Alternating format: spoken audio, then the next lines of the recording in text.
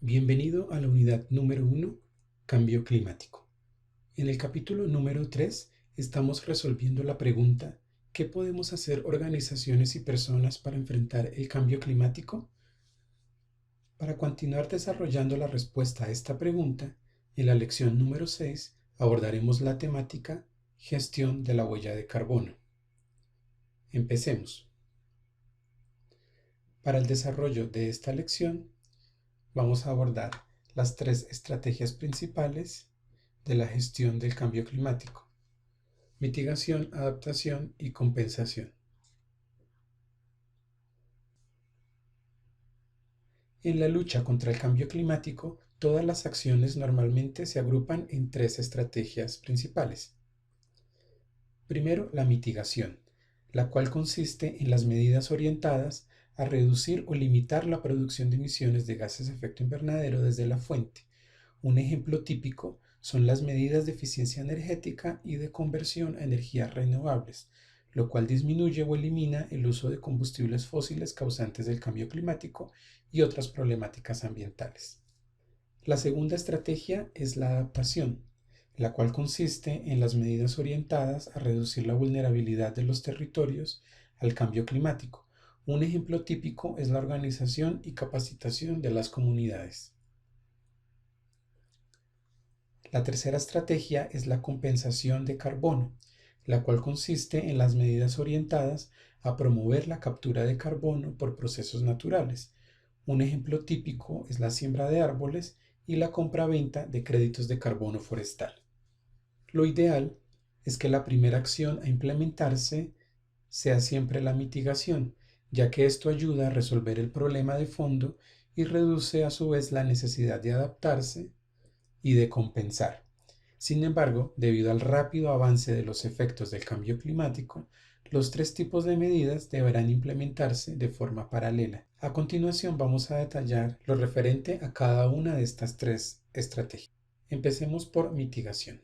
De acuerdo con la Agencia Internacional de Energía, se estima que para reducir el 50% de las emisiones de gases de efecto invernadero para el año 2050, se requiere que el mundo implemente medidas por lo menos del 43% en materia de eficiencia energética, del 21% en materia de energías renovables, del 19% en captura y almacenamiento de carbono, del 11% en el cambio de combustibles en el consumo final y medidas a nivel del sector nuclear del 6%.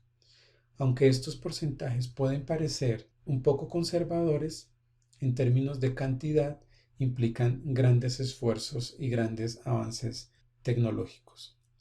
Por otro lado, como vimos en la lección número 5, la fórmula para cuantificar las emisiones de gases de efecto invernadero con el uso de factores de emisión es multiplicar la carga ambiental, es decir, los consumos energéticos u otros insumos que nos generan gases de efecto invernadero, por los factores de emisión correspondientes.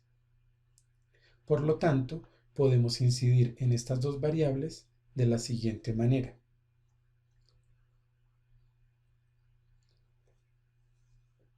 En la carga ambiental, mediante la implementación de mejores prácticas ambientales, tales como reemplazar materias primas e insumos por otros más carbono eficientes, hacer uso eficiente de la energía mediante el desarrollo de proyectos o la implementación de buenas prácticas operativas, disminuir residuos y vertimientos, entre otros. En el factor de emisión, por su parte, podemos incidir mediante la implementación de las mejores tecnologías disponibles, tales como el uso de combustibles limpios o alternativos, el uso de equipos de alta eficiencia, de dispositivos ahorradores y de sistemas de control de fugas, o el uso de fuentes renovables de energía.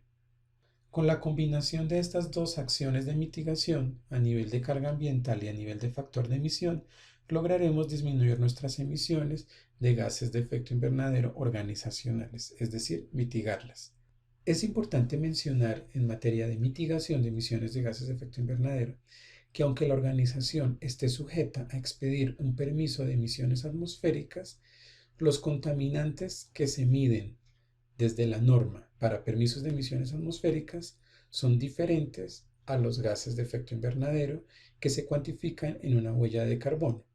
Por lo tanto, si la organización cuenta con su permiso de emisiones atmosféricas y realiza sus isocinéticos de acuerdo con la norma, no quiere decir que esté gestionando sus emisiones de gases de efecto invernadero. Son dos frentes de la gestión de emisiones atmosféricas diferentes. Ahora pasemos a mirar lo que respecta a la adaptación al cambio climático. En materia de adaptación, podemos adelantar acciones basadas en ecosistemas, por ejemplo, la rotación de cultivos, lo cual ayuda a mantener el suelo en mejores condiciones y ayuda al sistema productivo a ser más resistente a posibles embates climáticos. Podemos implementar acciones basadas en comunidades en donde la construcción del tejido social y el fortalecimiento de capacidades es fundamental. Podemos también implementar acciones basadas en infraestructura, en las cuales se desarrollan, por ejemplo, las llamadas viviendas anfibias adaptadas a eventuales inundaciones, entre otras obras como puentes o edificios climáticamente inteligentes. Y por último, acciones basadas en tecnologías en las cuales se apela al uso, por ejemplo, de sistemas de medición y monitoreo de variables atmosféricas para prever posibles eventos climáticos.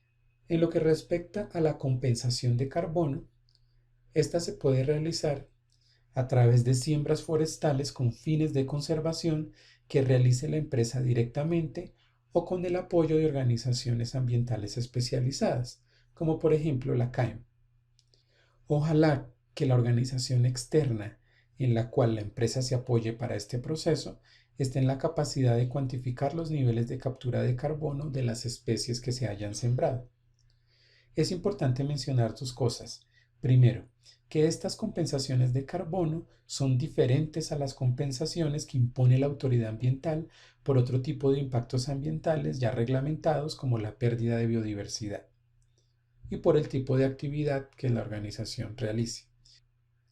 Y segundo, cuando estas compensaciones de carbono no sean certificadas o acreditadas mediante un mecanismo reconocido, no se podrán restar de la huella de carbono de la organización. Solamente podrán ser reportadas como medida de mejora del desempeño ambiental. La segunda forma de compensación es la compra de créditos de carbono forestal o de créditos de compensación de carbono que ya han sido emitidos y acreditados en los mercados de carbono. En este caso, la empresa recibirá un certificado de los créditos adquiridos y con lo cual podrá restar de su huella de carbono el valor compensado en términos de toneladas de CO2. Para definir metas organizacionales de compensación, la empresa puede optar por establecer una meta global de compensación con base en el resultado total de la huella de carbono, que es el escenario más ideal después de haber hecho los mayores esfuerzos por mitigar. O puede optar por metas más puntuales como por ejemplo compensar su alcance más significativo, compensar específicamente la totalidad de una fuente de emisión u compensar eventos que realice. Como se mencionó en la anterior diapositiva, la opción más recomendable si la organización desea restar esta compensación de su huella de carbono es la compra de créditos de carbono o BERS por sus siglas en inglés, preferiblemente que sean nacionales, lo cual contribuye al desarrollo del mercado de carbono local con protección de ecosistemas estratégicos y comunidades locales, por ejemplo, de comunidades indígenas, afrodescendientes o campesinas. Todo este tipo de medidas que hemos mencionado pueden estar consignadas en un programa o plan para la gestión de la huella de carbono que liste todas las medidas de mitigación y compensación que la empresa adoptará en el corto, mediano o largo plazo. Este plan o programa de gestión de la huella de carbono también puede estar bajo la batuta de una política de cambio climático de la organización. Si la organización, una vez realizada su cuantificación anual de la huella de carbono corporativa, suma todos sus esfuerzos en mitigación y compensación para suplir la totalidad de su huella de carbono del año, podrá aspirar a certificarse como una organización carbono neutral. Para cerrar esta lección, recapitulemos sobre lo visto. Durante esta lección estuvimos resolviendo la pregunta ¿qué hacer frente al cambio climático? Para lo cual desarrollamos las estrategias de mitigación, adaptación y compensación. Mi nombre es Felipe Saavedra y soy el profesional que los acompañó durante el desarrollo de esta lección.